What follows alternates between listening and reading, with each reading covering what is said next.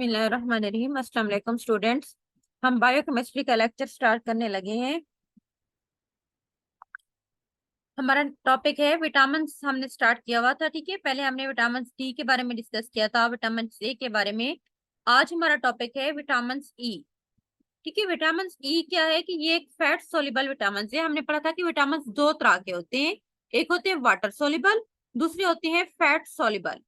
तो हमारे पास क्या है कि फैट सोल्यूबल विटामिन जो विटामिन ई है, it is a fat soluble vitamin.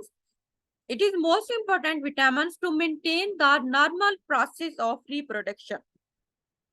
Vitamin E क्या होता है कि ये सबसे अहम विटामिन होता है जो कि रिप्रोडक्शन प्रोसेस होता है जो नॉर्मल, उसको मेंटेन रखता है। The origins of the name of, इसका क्या होता है कि इसको हम टोकोफेरोल्स भी कहते हैं, ठीक है। विटामिन ए का जो दूसरा नाम है उसको हम टोकोफेरोल्स कहते हैं। तो ये जो टोकोफेरोल्स का नाम है, इसकी ओरिजिन ली गई है टोकाज से, ठीक है। टोकाज मींस चाइल्ड बर्थ एंड फ्लोरो का मतलब होता है टू बियर्स। मींस के चाइल्ड बर्थ करने को, प्रेगनेंसी को कंसीव करने में ये विटामिन हेल्प आउट करता है। So it is a substance which increase the fertility, ठीक है। फर्टिलिटी मीन प्रेगनेंसी को कंसीव करने में, फर्टिलाइजेशन के प्रोसेस में ये जो होती है उस प्रोसेस को इंक्रीज कर देता है। इसके सिनोनिम्स कौन से होते हैं, इसके दूसरे नाम, इसको हम विटामिन ई भी कह सकते हैं, इसको हम टोकोफेरोल्स कहते हैं, एंटी स्टेरेटिव फैक्टर भी कहते हैं, एंड देन हम इसको एंटी ऑक्सीडेंट फैक्टर भी कहते हैं, ठीक है। आप इसे टोकोफेरोल्स भी कह सकते हैं, एंटी स्टेरेटिव फैक्टर भी कह सकते हैं, एंड देन इसे आप एंटी ऑक्सीडेंट भी कह सकते हैं। केमिकल स्ट्रक्चर अगर इसकी बात की जाए तो ये आपकी बुक में बनी हुई है, ठीक है। इसकी केमिकल स्ट्रक्चर, इसके ऊपर पहले इसके अंदर बेंजीन रिंग है, उसके ऊपर मिथाइल ग्रुप लगे हुए हैं, एक दो तीन, और एक उसके ऊपर ऑक्सीजन का ग्रुप है, उसके साथ ही एक फिनोल लगा हुआ है, ठीक है। OH इसके अंदर एक दो तीन चार पांच है, वो भी 6 मेंबर रिंग है। उसके ऊपर साथ मिथाइल है, उसके अंदर एक चैन, साथ में कार्बन की लॉन्ग चैन है, 1 2 3 4 5 6 7 8 9 10 11, ठीक है। और 12 कार्बन के एटम स्लॉट में 2 मिथाइल के ग्रुप लगे हुए हैं। तो ये हमारे पास केमिकल स्ट्रक्चर है विटामिन ई की। उसके बाद है केमिकल, इसकी केमिस्ट्री या इसकी क्या प्रॉपर्टीज हैं, विटामिन ई की क्या कैरेक्टरिस्टिक है। फैट सोल्यूबल विटामिन है and stable to heat and acid, ठीक है। मींस कि अगर हीट या अगर एसिड वगैरह के साथ इसको मिक्स किया जाए तो ये वहां पे ऊपर स्टेबल होता है। Alpha tocopherol is the most abundant and active form of the vitamin E. अगर हम बात करें तो जो अल्फा बीटा और गामा टोकोफेरोल की फर्दर जो है ना 3 टाइप्स होती हैं। तो इसमें जो सबसे अहम हमारे पास है वो, सबसे ज्यादा जो पाया जाता है वो अल्फा टोकोफेरोल है, और ये एक्टिव फॉर्म होती है विटामिन ई की। आपने याद रखना, एमसीक्यूज भी आ सकती है। विटामिन ई की एक्टिव फॉर्म कौन सा है, alpha tocopherol. These are the methyl derivative of compound tocol, ठीक है। कंपाउंड जो टोकोल के ये इसके मिथाइल डेरिवेटिव्स होते हैं, इसके लिए इसके साथ मिथाइल के ग्रुप लगे हुए हैं ना, लास्ट के ऊपर भी दरमियान में भी। ये बेसिकली मिथाइल डेरिवेटिव्स होते हैं एक कंपाउंड जिसको हम टोकोल्स कहते हैं। उसके बाद सोर्स क्या है विटामिन ई के। This vitamin occur in nature as a light yellow oils, ठीक है। लाइट येलो ऑयल के तौर पे होता है नेचर में जो पाया जाता है। इसके अलावा vitamin D found in card में होता है, ठीक है। जो कार्न होती है उसके अंदर, नट्स में होता है, लीव्स में होता है, ग्रीन लीफी वेजिटेबल जितनी भी होती हैं वेजिटेबल ऑयल्स के अंदर, ठीक है। उसके बाद वीट में होता है। And food alone can not provide a beneficial amount of vitamin E and supplement में भी हेल्पफुल। जस्ट अगर हम डाइट से अगर हम कहते हैं कि विटामिन पूरा हो जाता है तो वो उसके लिए सफिशिएंट नहीं होती, बल्कि इसके लिए सप्लीमेंट्स देने पड़ते हैं। इसके अलावा प्लांट सोर्स हमने इसके देखे हैं, और एनिमल सोर्स, ठीक है। प्लांट एनिमल में हम देखते हैं कि एग यॉक में होती है, मिल्क के अंदर। उसके बाद काउ मिल्क में होती है, contain more than cow milk के अलावा जो ह्यूमन मिल्क होता है उसमें ज्यादा होती है, लिवर में, चीज में, बटर में।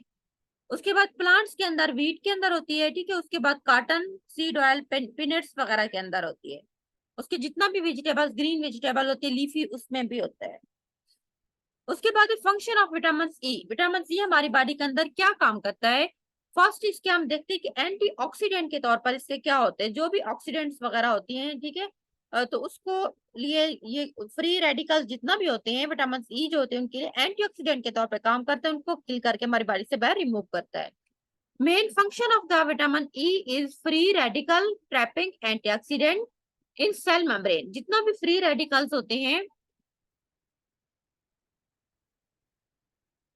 ठीक है, मेन अजान हो रही है, मैं अजान के बाद कंटिन्यू।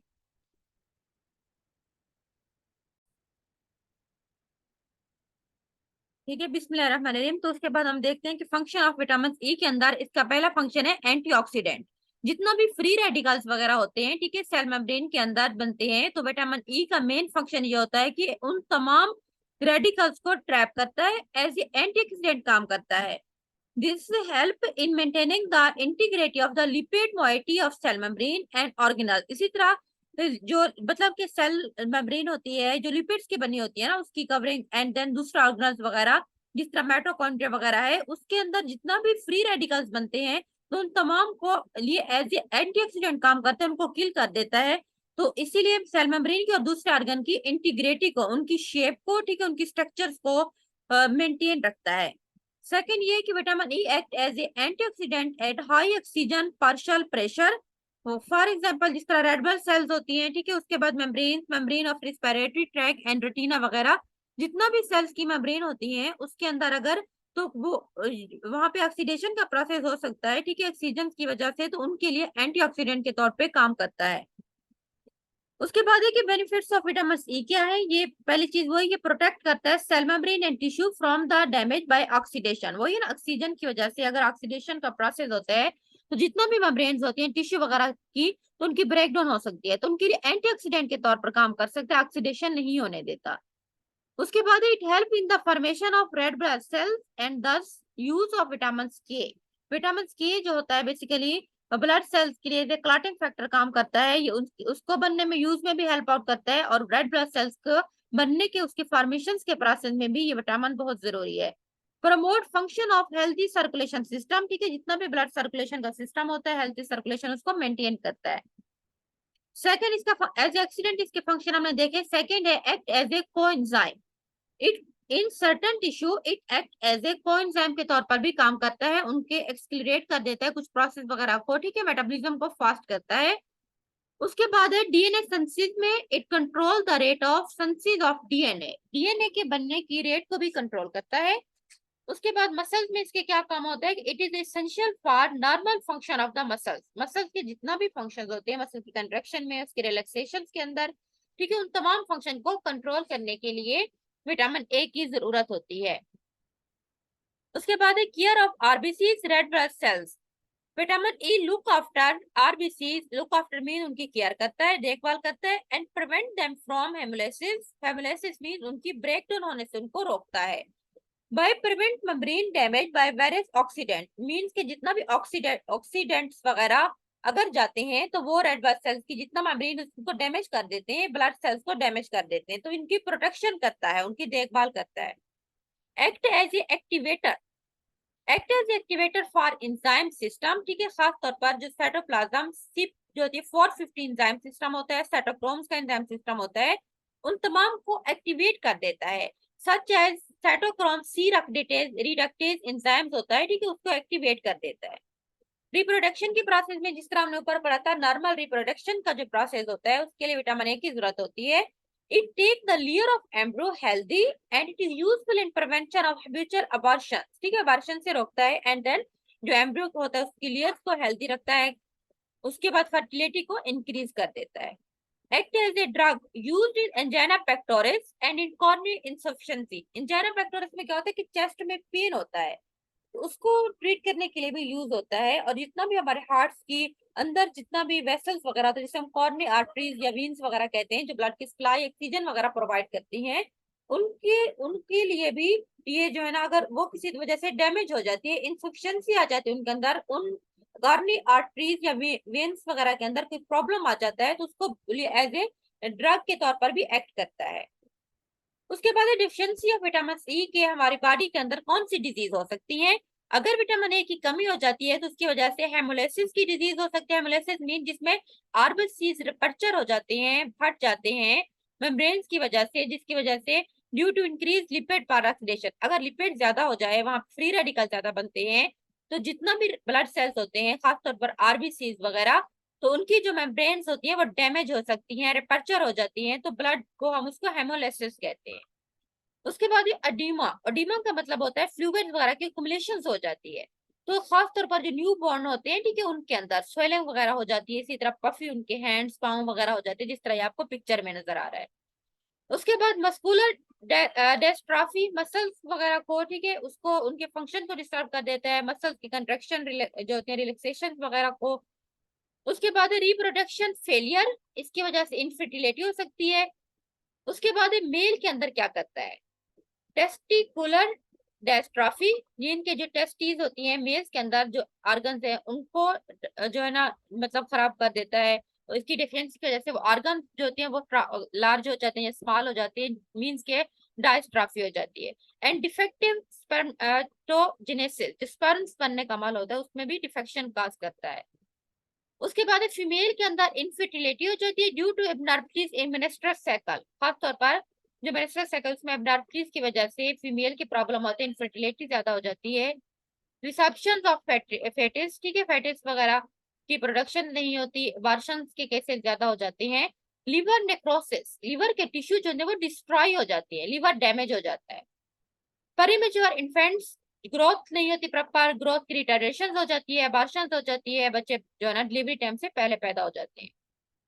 उसके बाद यूजेस कौन से हैं विटामिन ई के हमारी बॉडी के अंदर, ये इसके क्या है कि मुख्तलिफ डिजीज को ट्रीट करने के लिए भी यूज होता है। आप ये भी कह सकते हैं कि कौन सी डिजीज को ट्रीट करने के लिए विटामिन ए यूज होता है।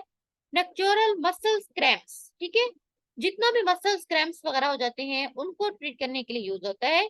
इंटरमिटेंट जो होती है क्लोडिकेशंस, इंटरमिटेंट मीन जो वक्फे वक्फे से, ठीक है,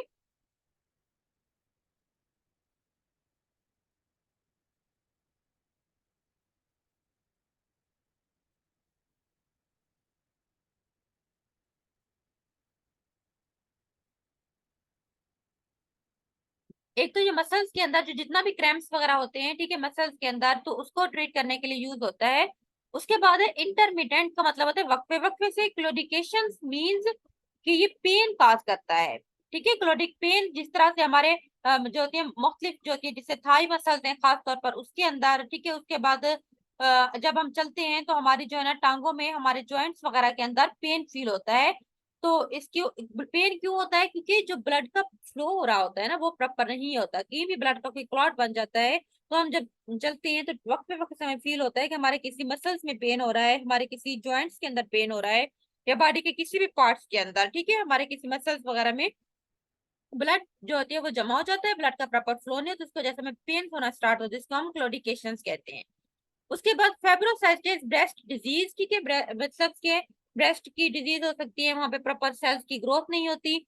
उसके बाद है अथीरोस्क्लेरोसिस, ठीक है, अथीरोस्क्लेरोसिस मींस के इसके अंदर जो है ना जो ब्लड सेल्स की बीमारियां हो जाती हैं, उसका अथीरोस्क्लेरोसिस कहते हैं।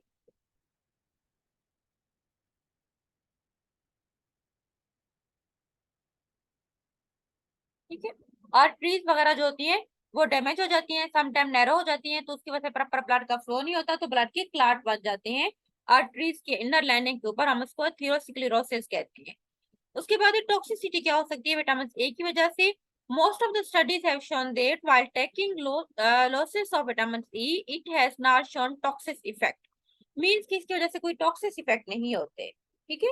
अगर विटामिन ए नहीं लेते तो इसकी वजह से कोई भी टॉक्सिसिटी की इसकी इसकी स्टडी नहीं है, इसके ऊपर कोई अभी स्टडी नहीं हुई कि इसकी टॉक्सिसिटी फाइल क्या है।